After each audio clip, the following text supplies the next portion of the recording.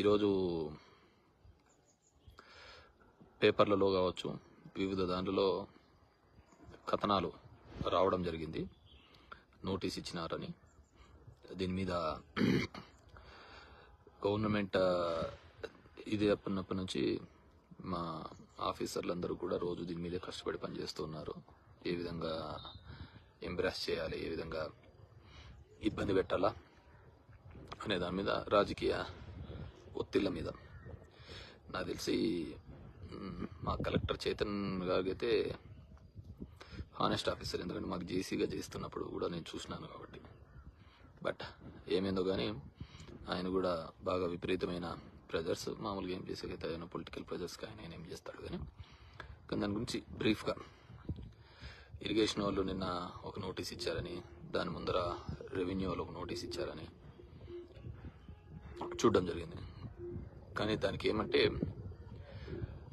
908, 909, 904, 905 ఈ ల్యాండ్స్లలో మా భూములు ఉన్నాయనేది, మా బ్రదర్ వాళ్ళ పేరు మీద భూములు ఉన్నాయనేది డెఫినెట్గా ఉన్నాయి. ఇరిగేషన్కి సంబంధించిన భూములు కేవలం 661 అనే సర్వే నెంబరే తప్ప ఈ సర్వే నెంబర్లు ఇరిగేషన్ ట్యాంక్ కిందికి రావు. అది కంప్లీట్ రికార్డ్స్లలో కూడా చూసినా కానీ చూడడం జరుగుతుంది. సో అది ఇరిగేషన్ కిందికి రాదు.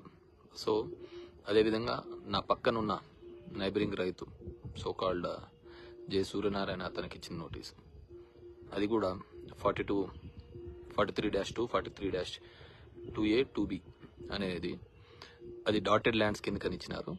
ఆ డాటెడ్ ల్యాండ్స్ అనే దాంట్లకు గతంలో నాగలక్ష్మి కలెక్టర్గా ఉన్నప్పుడే దాటిని జీవో నెంబర్ 575 ప్రకారం 2018లో ఇచ్చిన జీవో, అంటే అప్పుడు తెలుగుదేశం పార్టీ ఉన్నప్పుడు ఇచ్చిన జీవో ప్రకారమే వాటిని రెగ్యులరైజ్ చేయడం జరిగింది. అది జె సూర్యనారాయణకు సంబంధించిన భూమికి సంబంధించి. అది వాళ్ళ రెవెన్యూ రికార్డ్స్లలో కూడా అదే ఉంది. మాకు ఇచ్చిన నోటీస్కి అదేవిధంగా రిప్లై కూడా ఇవ్వడం జరిగింది. Coming to the second point, నాకు ఇరిగేషన్ ఇచ్చిన నోటీస్ కంప్లీట్ అసందర్భము కాబట్టి దాన్ని నేను ఇప్పటికే హైకోర్టులో నిన్ననే ఛాలెంజ్ చేయడం జరిగింది. హైకోర్టు కూడా ఆ నోటీస్ని కొట్టివేయడం జరిగింది. అదేవిధంగా అంతకుముందు కూడా నేను ఇలాంటివన్నీ వీళ్ళు అత్యుత్సాహం చూపిస్తున్నారు, ఆఫీసర్లకు రాజకీయంగా ఎక్కువగా ఒత్తిడి ఉందనే కారణంగా చూపిస్తున్నారనే ఉద్దేశంతో దానికి నేను ఆల్రెడీ హైకోర్టుకి అప్రోచ్ కావడం జరిగింది. ఇటివ్వుమా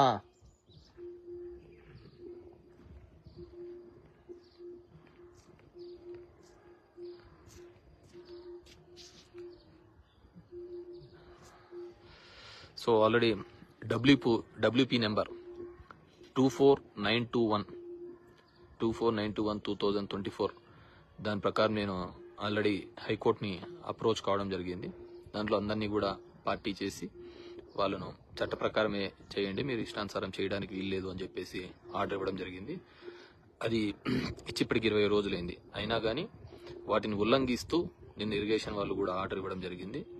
వాటి మీద కూడా డబ్ల్యూపీ నెంబర్ 25467 2024 మళ్ళీ కూడా ఇరిగేషన్ వాళ్ళు ఇచ్చిన దాని ప్రకారం ఈ డబ్ల్యూపీ నెంబర్ ప్రకారము కొట్టివేయడం కూడా జరిగింది.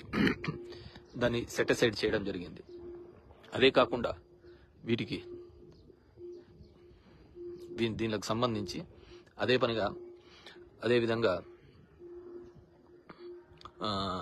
సివిల్ కోర్టులో కూడా, ఎందుకంటే అధికారుల మీద ఒత్తిడి ఎక్కువగా ఉందనే ఉద్దేశంతో సివిల్ కోర్టులో కూడా టైటిల్కి వేయడం జరిగింది.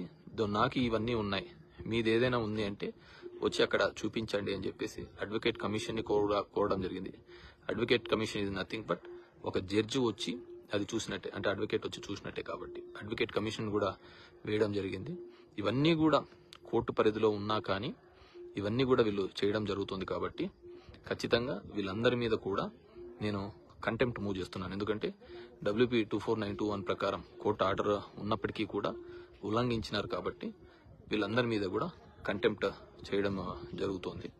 సో దీని గురించి ఈ పేపర్స్, డాక్యుమెంట్స్ వీటన్నిటివి నా దగ్గర ఇప్పుడు లేవు కాబట్టి, ఎందుకంటే నేను ఇక్కడ కార్తీక మాసం కాబట్టి దేవుని దర్శనం కోసం రావడం జరిగింది.